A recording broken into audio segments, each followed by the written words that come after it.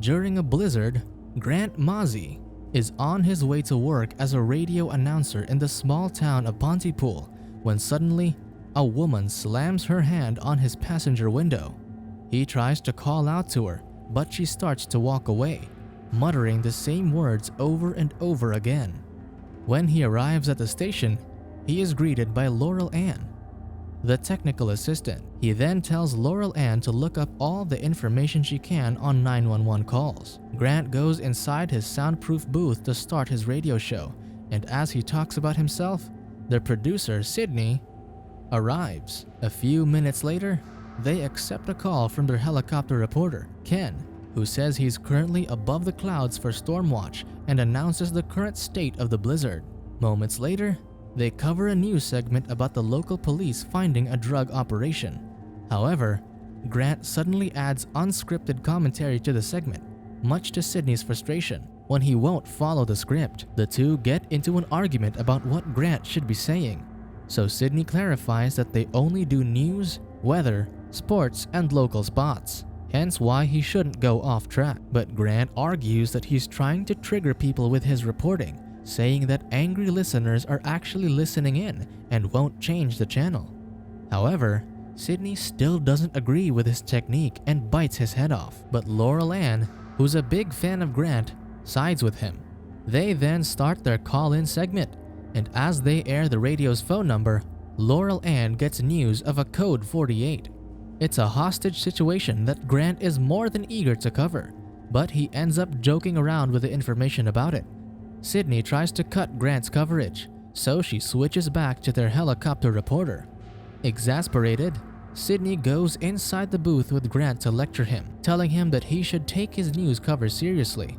She also reveals that Ken isn't really in a chopper, but is in his car, parked on top of a hill and playing helicopter sound effects. But soon enough, Sydney softens up to Grant, letting him take free rein on his coverage, even if she still doesn't agree with him. Then, they receive an emergency call from Ken, who's seeing a horrible riot at the office of Dr. John Mendez, where people are gathered and start getting trampled after one side of the building has burst open. Ken is clearly distraught, seeing people die and witnessing military vehicles arrive. Then, suddenly, he gets cut off, but Grant wants to keep covering the situation, despite not having enough information on it. So, Sydney tries to tell him to end the segment. A guest appearance comes, Lawrence and the Arabians, a group that Sydney wants Grant to interview before they sing. However, Grant gets mad, saying that they don't need a musical number at the moment, especially when they have a buzzing news segment that's much more important.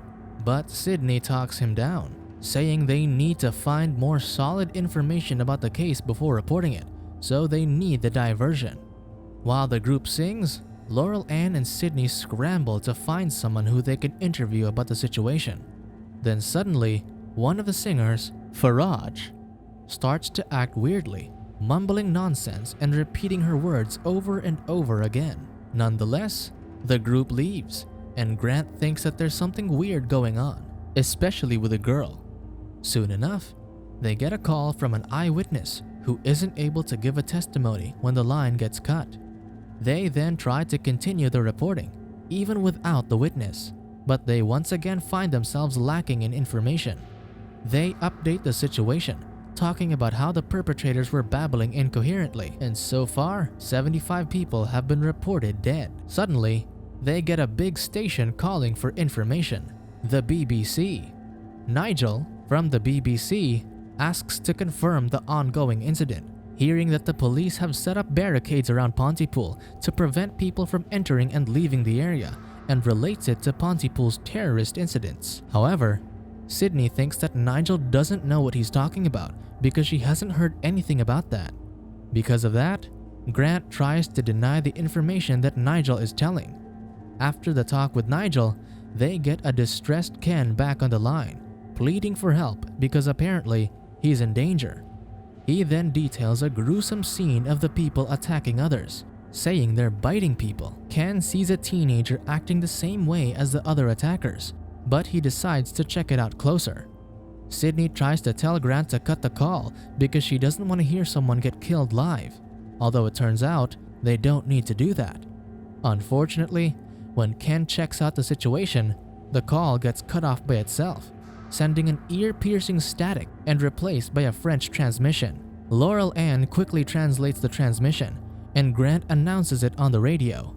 It's an instruction of some sort that tells people not to talk to close family members and avoid using terms of endearment such as honey or sweetheart, and that when talking to children, don't use the English language.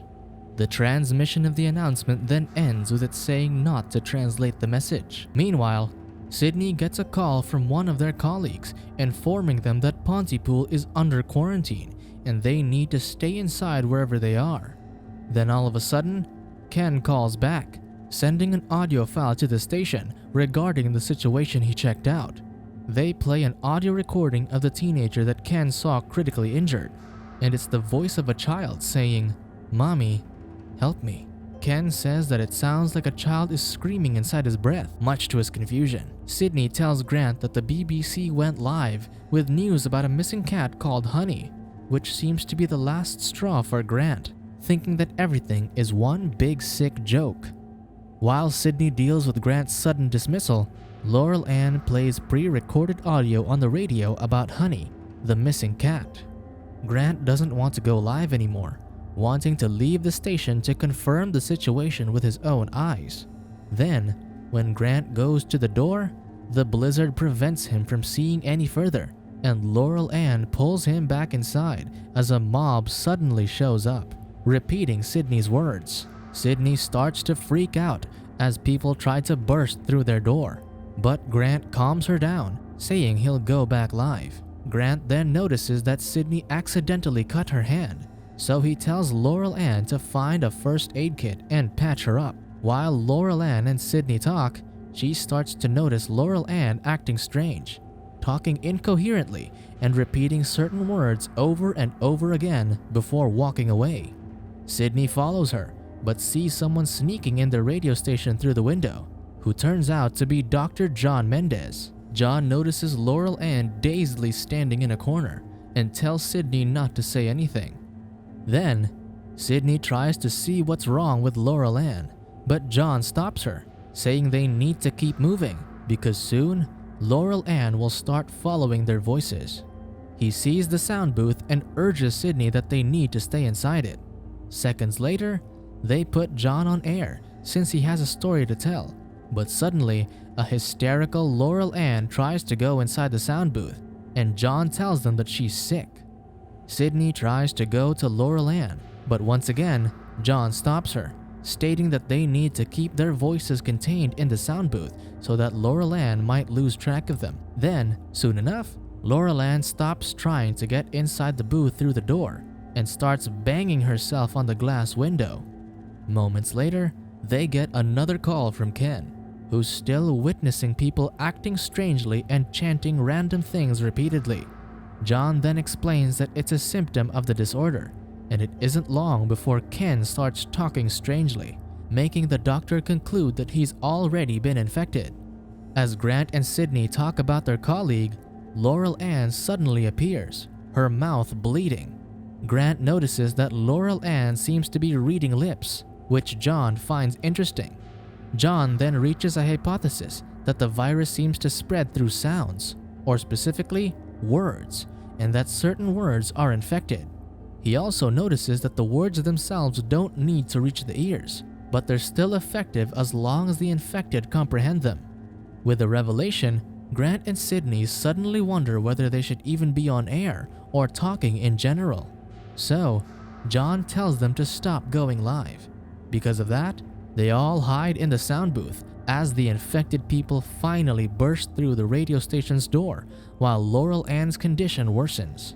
They get cornered in the sound booth as they watch Laurel-Ann suddenly throw up blood, and John notes that it's because she can't find a victim. Meanwhile, the mob starts to arrive and bang on their sound booth window.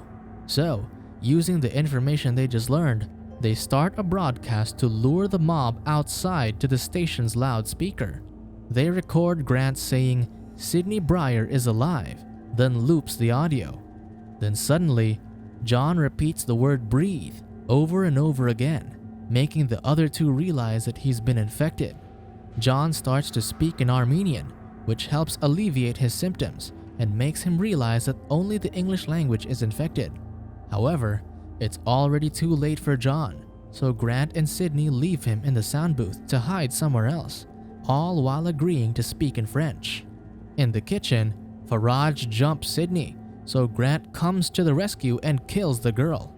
They then argue, feeling bad about killing somebody, when suddenly the speakers blast the Canadian anthem, alerting the infected. However, it also alerts John, who turns out to be still somewhat sane, so he chooses to sacrifice himself to save the other two. Moments later, Sydney starts to write a goodbye message on the wall, when suddenly she starts repeating the word kill again and again. As she gets infected, Grant attempts to reverse the symptoms by trying to convince her that kill means kiss. Sydney then tells Grant to kill her, so they kiss. Although he doesn't know what he did, it still works, and Sydney is saved from the virus.